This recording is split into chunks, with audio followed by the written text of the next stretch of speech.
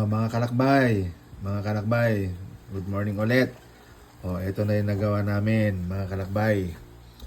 Ito yung quick food na sinasabi nila na kapag hindi ka nagluto o kailangan mong mag-apura, ito yung kalakbay, yung pwede mong bilhin kaagad para baon ng mga bata, baon natin, di ba kalakbay?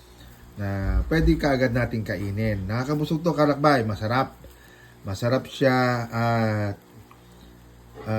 mabubusog ka talaga sa sarap niya, kalakbay. Kaya, kalakbay, pwede to sa school, pwede sa trabaho, kahit saan kalakbay.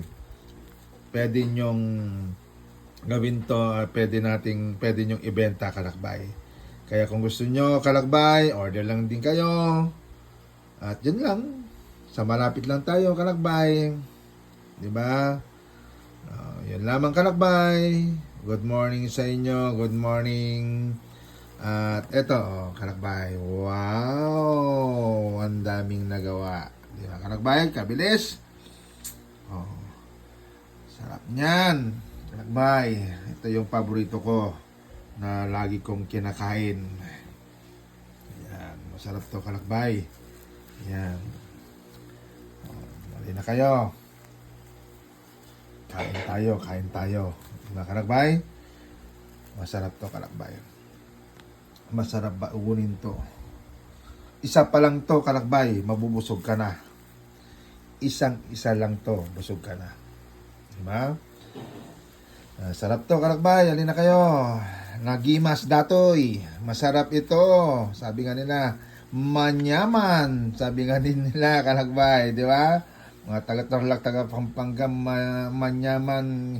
Yan ni. Di ba? Masarap ito. At nagimas. Kaya alin na kayo, bili na kayo, kalakbay. Yan.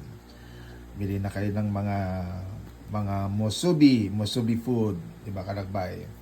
Yan. Message lang kayo. Yan. Tarlac, meron din dyan sa Tarlac. Mag-message lang kayo, meron kayo mapagbibilhan doon sa Tarlac. Dito din, kalakbay. Pangasinan, may mapagbibilang kayo. Kaya message lang kayo sa akin. At order lang kayo kung malapit kayo dito, kalakbay. Kailangan marami kayo may order para sulit naman. Di ba, kalakbay? Pang-school to, kalakbay. Pang-school, pang-bata, pang-trabaho. Ayan, sulit na sulit. Tikman nyo lang din kung gaano kasarap itong gawa namin, di ba kalakbay? Sige po, good morning sa inyo mga kalakbay.